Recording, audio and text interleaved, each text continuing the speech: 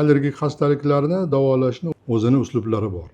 Mana bu uslublar o'sha allergik kasalliklarni hujayra miqyosida o'rganilgandan keyin ishlab chiqilgan.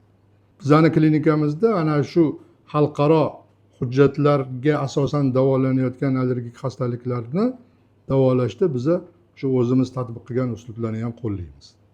Misol uchun akupunktura deydi, igna sanchib davolash.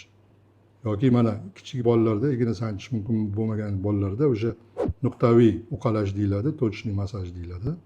O'sha faol nuqtalarni uqalash uslubi bilan davolash. Yoki mana hozir kichik qon chiqarish deyiladi. O'sha bronxal astmalarda qo'llaniladi, qon chiqarib davolash. Yoki mana galoterapiya, ya'ni tuz kristallari uslubida davolash. Mana shularning hammasini o'sha 90-yillarning boshlarida professor Salimov Ergash Ismoilovich tatbiq qilganlar. Mana shu uslubni biz davom ettirib, uni takomillashtirib, bemorlarimizda qo'llaymiz. Moskvada Rossiya allergologlar assotsiatsiyasida men mana shu igna sanchib davolash bo'yicha doklad qilganimda hamkasblarimiz biroz bunga o'sha ishonqiramay qarashgan edi.